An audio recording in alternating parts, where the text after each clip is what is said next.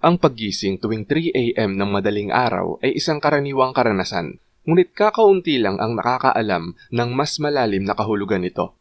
Bagamat ito ay tila isang simpleng disturbance lang sa pagtulog, may mga spiritual traditions na nagsasabi na ang oras na ito ay may kahulugan. Sa iba't ibang kultura, ang 3 a.m. ay iniuugnay sa mas mataas na spiritual activity, pagbabago ng enerhiya at divine messages.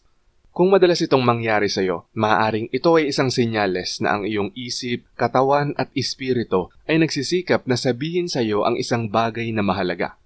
Kadalasang tinatawag na witching hour o spiritual awakening hour, pinaniniwalaan na tuwing 3 a.m. ang tabing sa pagitan ng pisikal at espiritual na mundo ay nasa pinakamanipis. Pinapadali nito ang pagpapadala ng mensahe para sa mga mas mataas na enerhiya, tulad ng mga anghel o mga gabay na espiritu. Iniuugnay din ng numerology ang number 3 sa creativity, transformation at self-expression, na nagpapatibay sa ideya na ang paggising sa oras na ito ay maaaring magpahiwatig ng isang mensahe para sa mas malalim na kamalayan. Para sa mga sumasailalim sa personal growth, ang paggising tuwing 3 a.m. ay maaaring magpahiwatig ng spiritual awakening.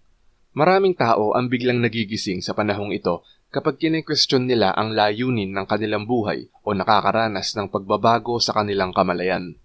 Maaaring hinihimok ka ng iyong subconscious mind na mag-reflect, humingi ng kalinawan o yakapin ang mga bagong pananaw. Ang pagbibigay pansin sa mga kaisipan at emosyon na lumilitaw sa mga sandaling ito ay maaaring magbigay ng mahalagang insights sa iyo. Ang ilan ay naniniwala na ang paggising tuwing 3 a.m. ay isang direktang mensahe mula sa universe at sa mga gabay na espiritu.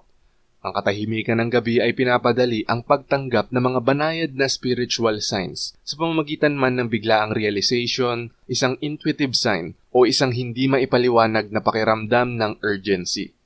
Kaya ang pagjo-journal, pagmumuni-muni o pagpuna sa mga paulit-ulit na panaginip ay maaaring makatulong sa pagtuklas ng mga patterns at mga mensaheng para sa iyo.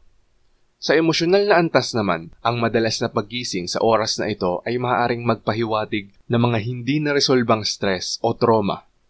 Maraming mga energy healers ang nagmumungkahi na ginagamit ng ating subconscious mind ang oras na ito upang iproseso ang mga hindi makalimutang emosyon. Iniuugnay din ng traditional Chinese medicine ang 3 a.m. sa lungs na kumakatawan sa kalungkutan at emosyonal na pagproseso. Kaya kung nagising ka na nakakaramdam ng pagkabalisa, maaaring makatulong ang mga deep breathing exercise o mindfulness practice para magkaroon ng balanse. Kung madalas kang gumising ng 3 a.m. at nakakaramdam ka ng mas malalim na kahulugan, maglaan ng oras upang magmuni-muni, bigyang pansin ang iyong mga damdamin, mga panaginip at mga isipin na lumalabas sa mga sandaling ito.